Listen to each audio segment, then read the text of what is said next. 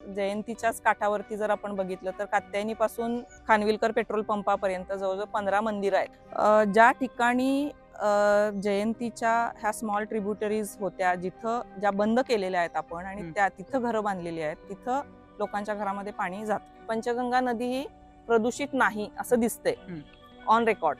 पण ते कशामुळे तर रिसेंटली म्हणजे 20-25 वर्षात जे लोक राहायला आलेत त्यांना जयंती नदीच्या बाबतीत काही देणं घेणं नाहीये. ते हा नालाच आहे, हा घाण पाण्याचाच आहे, लवकरात लवकर तो बांधून टाका, बंद करा, असंच त्यांचा अप्रोच होता. एक रिन दुबॉस नावाचे एक सायंटिस्ट एन्व्हायरमेंटलिस्ट होऊन गेले, तर त्यांनी असं सांगितलं की a river or lake it may not be never dead if you give a slightest chance it will comes back किंवा it will usually comes back. मग आपण त्याला चान्स द्यायला पाहिजे तसा. मग तो चान्स देण्यासाठी प्रत्येकाने काय काम केलं पाहिजे, म्हणजे नागरिक म्हणून किंवा सिटीजन म्हणून माझी काय भूमिका असायला पाहिजे.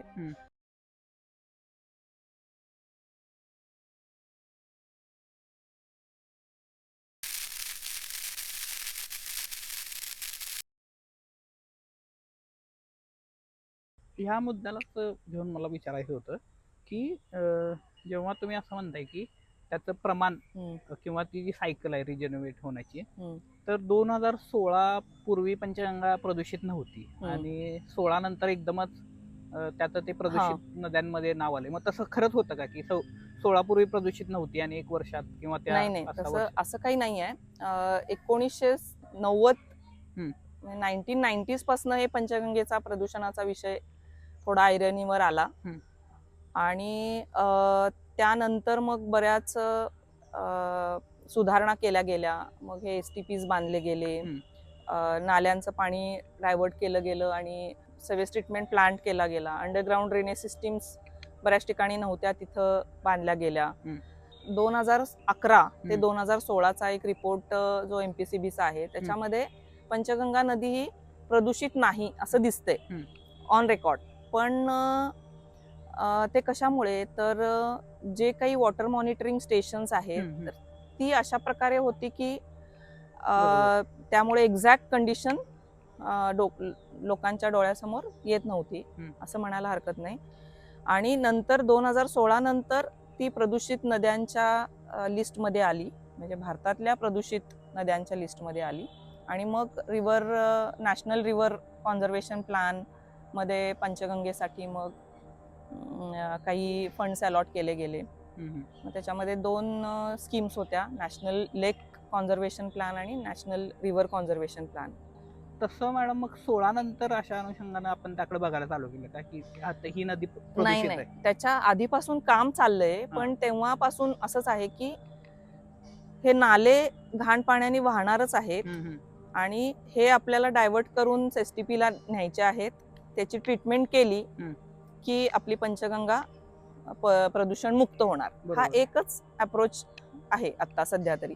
तर तसं न करता नाले का घाण होत आहेत आणि नाले हे स्वच्छ का करू शकत नाही आपण. सो नाल्यांचं पुनरुज्जीवन करता येणं शक्य आहे आणि ते जर केलं तर मग आयुष्यभर म्हणजे ही तहहयात ही नदी स्वच्छ पाण्यानं वाहिली. बरोबर. मग तिथं घाण पाणी का येतंय, मग ते कुठे ट्रॅप करायला पाहिजे. मग आपल्या घरामध्ये सिस्टीम कशी असली पाहिजे, आपल्या घरातून म्हणजे पाणी वॉटर सप्लाय जे केला जातो, कारण म्युन्सिपल अथॉरिटी तुम्हाला पाणी देते प्यायला, पिण्यासाठी आणि वापरासाठी. इंडिव्हिज्युअल लेवलला जेव्हा हे इंडिव्हिज्युअल लेवलला, त्याच्यानंतर एखाद्या कॉलनीमध्ये ते पाणी. आता इथे कसं केलं जातंय की सेंट्रलाइज अप्रोच आहे. सेंट्रलाइज म्हणजे काय की पूर्ण शहराचं पाणी एकत्र गोळा करायचं आणि मग ते ट्रीट करून नद्यांमध्ये सोडायचं. आणि ते पण आपण असं गृहीत धरलंय की ते महापालिका करेल. मग आता महापालिका ते करू शकत नाही हे जेव्हा लक्षात येतंय, तेव्हा प्रत्येकाने आपली आपली जबाबदारी पार पाडायला पाहिजे. पाणी प्रदूषण होण्याची कारणांमध्ये 2 महत्वाचे भाग आहेत. एक कचरा व्यवस्थापन आणि दुसरं आहे सांडपाण्याची व्यवस्थापन. तर सांडपाण्याचं व्यवस्थापनासाठी महानगरपालिकेच्या हद्दीत 80% भागामध्ये अंडरग्राऊंड सिवरेज सिस्टीम झालेली आहे. पण तुम्ही बोललाय की ते खूप जुने आहेत, म्हणजे ते जे 1974 साली आपल्या ओल्ड सिटी एरिया जो आहे, हा, हा. म्हणजे महालक्ष्मी मंदिर आणि भुईकोट किल्ला आपण तो म्हणतो तो, बरोबर. आणि पेठा, हा. या पेठांमध्ये अंडरग्राऊंड ड्रेनेज सिस्टीम केली गेली, सिवरेज 74 सिस्टीम साली. म्हणतात. हा, 74 साली. आता आपण हुतात्मा पार्क मध्ये उभे आहोत. हुतात्मा पार्क 1974 सालीच बांधली गेली किंवा ही प्लॅन केली गेली. 1974चं ओपनिंग आहे हा, हा. हुतात्मा पार्क स्मारक म्हणून. बरोबर. हा, मग हुतात्मा स्मारक जेव्हा इथे बांधलं गेलं तेव्हा पाणी स्वच्छ होतं म्हणून हे बांधलं गेलं. पाणी जर घाण असेल तर पाणी स्मारक किंवा ही बाग केली असती का? नाही केली असती. म्हणजे आता लोकांचं येण्याचं प्रमाण कमी झालेलं आहे, कारण घाण पाणी आहे आणि संध्याकाळी इथे थांबवू शकत नाही आपण, कारण का डास आणि वास असतो. तुम्ही काय म्हणजे लोकांचे तुमच्यासोबतचे काय इंटरॅक्शन होते जेव्हा तुम्ही वास्तविक लोकांना भेटला, ह्या म्हणजे पात्राच्या बाजूला राहणारे जे लोक त्यांचा दररोज संबंध येतोय? बरोबर. कसं झालंय की नदी जर स्वच्छ पाण्यानं वाहिली असती तर फ्रंट यार्ड्स, म्हणजे आता काय झालंय की घराची बॅकयार्ड्स तिकडे आहेत आणि मागची दारं ही पूर्ण बंद आहेत. नदी बरोबर काही संबंध नाहीये. पूर्वी स्वच्छ पाणी जेव्हा होतं तेव्हा, आता ह्या जयंतीच्याच काठावरती जर आपण बघितलं तर कात्यायनी पासून खानविलकर पेट्रोल पंपापर्यंत जवळजवळ 15 मंदिरं आहेत. आणि ही मंदिरं नद्यांच्या काठावरती का बांधली गेली होती, तर नद्यांचं पाणी रोजच्या देवपूजा आणि बाकीच्या साठी वापरलं जायचं, आणि म्हणून ही, आणि त्याचं नद्यांचं पावित्र्य राखण्यासाठी म्हणून ही मंदिरं होती. आता हे मंदिर आपल्या मागे आहे, लिंगेश्वर मंदिर. हे जयंती आणि गोमतीच्या संगमावरचं मंदिर आहे. बरोबर. इथूनच पुढे गेलं तर आपण गोमतीच्या काठावरती सटवाईचं मंदिर आहे. हा, त्याच्यानंतर पुढे यल्लमा मंदिर आहे, ते पण नदीच्या काठावर, म्हणजे जयंतीच्या काठावरती आहे. प्रत्यक्षात इंटरॅक्शन झालं किंवा काही लोक तुम्हाला त्याचं प्रदूषणाबद्दल बोलले तर ते त्यांचं काय होतं की म्हणजे? मी जेव्हा सोशल सर्वे केला, कात्यायनी पासून ते खानविलकर पेट्रोल पंपापर्यंत जवळजवळ 400 फॅमिलीचा इंटरव्ह्यूज घेतले. तर ते इंटरव्ह्यूज घेताना माझ्या असं लक्षात आलं की आता अलीकडे रिसेंटली, म्हणजे 20-25 वर्षात जे लोक राहायला आलेत त्यांना जयंती नदीच्या बाबतीत काही देणं घेणं नाहीये. ते हा नालाच आहे, हा घाण पाण्याचाच आहे, लवकरात लवकर तो बांधून टाका, बंद करा, असंच त्यांचा अप्रोच होता. जयंतीच्या काठावरती राहणाऱ्या बऱ्याच घरांमध्ये पावसाचं पाणी जाते, म्हणजे जेव्हा पूर परिस्थिती तयार होते, जेव्हा कळंबा ओव्हरफ्लो होतो, त्यावेळेला जयंती आणि गोमती मधून प्रचंड पाणी वाहत असतं. बरोबर. म्हणजे पूर्णपणे त्या पूर्ण क्षमतेने जेव्हा वाहत असतात त्यावेळेला ज्या छोट्या स्मॉल ट्रिब्युटरीच्या वरती आपण जी काही घरं बांधलेली आहेत त्या घरांमध्ये ऑब्व्हियसली पाणी जाणार. तर एक फ्लड व्हल्नरॅबिलिटी मॅप म्हणतात त्याला, तो जयंतीच्या पूर्ण वॉटरशेडमध्ये मी तयार केलेला आहे. आणि मग त्या मॅप प्रमाणे मी तिथे जाऊन क्रॉस चेक केलं, क्रॉस व्हेरिफिकेशन म्हणतो आपण त्याला. तर गुगल मॅपमध्ये जे पाण्याची, म्हणजे पुराची परिस्थिती, आपल्या महानगरपालिकेने जे काही रेड लाईन, म्हणजे फ्लड लाईन जे काही मॅप्स आहेत, ग्रीन ब्ल्यू लाईन आणि रेड लाईन मॅप्स, ते मॅप्स, मी तयार केलेले फ्लड व्हल्नरॅबिलिटी मॅप, आणि लोकांचं म्हणणं, आणि गुगलचा मॅप, असं सगळ्यांचं क्रॉस व्हेरिफिकेशन करून असं लक्षात आलं की ज्या ठिकाणी जयंतीच्या ह्या स्मॉल ट्रिब्युटरीज होत्या, जिथं ज्या बंद केलेल्या आहेत आपण, आणि त्या तिथं घरं बांधलेली आहेत, तिथं लोकांच्या घरामध्ये पाणी जात. तुम्ही जे फ्रेमवर्क हे बनवलं आणि त्याला गव्हर्नमेंट ऑफ इंडियाचा कॉपीराईट मिळालं, तर ते इम्प्लिमेंटेशन करावं किंवा अशा अनुषंगाने तुम्ही प्रयत्न करताय, तर मग ते कसं असेल, त्याचं इम्प्लिमेंटेशन कसं? ते इम्प्लिमेंट करण्यासाठी अमोल येडगे सरांच्या समोर मीटिंग झाली होती, त्यांनी बोलवलं होतं प्रेझेंटेशन देण्यासाठी. मग त्यावेळेला आपल्या इथे महानगरपालिकेमध्ये कमिशनर मॅडम म्हणजे प्रशासक म्हणून काम करत होत्या, तेव्हा नगरसेवक नव्हते. मग इलेक्शन झाल्यानंतर जेव्हा पूर्ण क्षमतेनं काम सुरू होईल तेव्हा आपण ते सगळं काम करायला घेऊया हातात, असं त्यांनी सांगितलेलं होतं. आता नवीन जे काही जिल्हाधिकारी आणि महापौर मॅडम, रूपाराणी निकम मॅडम, आणि गरुड सर जे जॉईन झालेले आहेत, तर त्यांच्या सहकार्यानं ते आपण पुढे घेऊन जाऊ शकतो. ह्यामध्ये गव्हर्नमेंट बॉडीज ज्या आहेत किंवा इतर स्टेक होल्डर्स आहेत, NGOज आहेत, त्यामध्ये काही लोकांनी असे प्रयत्न केलेत ना की हे नाले जे आहेत आत्ताचे किंवा ह्या ज्या नदी आहेत त्या स्वच्छ केल्या, तर तसं काय उदाहरण आहे तुमच्याकडं? हां, तशी बरीच उदाहरणं आहेत. मल्लीनाथ कलशेट्टी जेव्हा कमिशनर होते, कलशेट्टी साहेब, त्यावेळेला त्यांनी जातीनं स्वतः लक्ष घालून त्यावेळेला बऱ्याच सामाजिक संस्थांना पण त्यांनी आवाहन केलं होतं आणि जयंती आणि गोमती नाल्याचं स्वच्छता आणि म्हणजे गाळ काढण्याचं काम केलं होतं. त्यावेळेला त्या वर्षी पुराची तीव्रता नव्हती, म्हणजे पूर कमी एका प्रमाणात कमी त्याची तीव्रता होती असं म्हणायला हरकत नाही. हे सगळं एका लेवलला जाऊन स्वच्छ होईल, आपण एक चांगल्या परिसरात वावरू किंवा नद्या स्वच्छ होतील, हे जे आत्ताचे जयंती गोमती नाले हे स्वच्छ होईल, हे असं युटोपियन आहे किंवा एकदमच होऊ शकते असं असं याबद्दल तुम्ही आशादायी आहे? होऊ शकतंय हे मला खात्री आहे. म्हणून तर जेव्हा मला खात्री पटली तेव्हाच मी माझा रिसर्च थांबवला आणि त्या फ्रेमवर्कची तयारी म्हणजे फ्रेमवर्क केला. आणि जो फ्रेमवर्क फक्त जयंती नाल्यासाठी उपयोगी नाही तर भारतातल्या सगळ्या रिव्हर्ससाठी उपयोगी असणार आहे. बरोबर. तर गंगा रिज्युनेशन जी मिनिस्ट्री आहे त्यांना पण मी कॉन्टॅक्ट केलेला आहे आणि भारतातल्या सगळ्या जयंती गोमतीच नाही तर भारतातल्या सगळ्या नद्या स्वच्छ व्हाव्यात, रादर जगातल्या सगळ्या नद्या स्वच्छ व्हाव्यात असंच माझं एक ध्येय आहे म्हणायला हरकत नाही. भारतामध्ये रिव्हरफ्रंट जनरेशन किंवा रिव्हरफ्रंट जे आहेत त्या संदर्भात काय काम चालू आहे?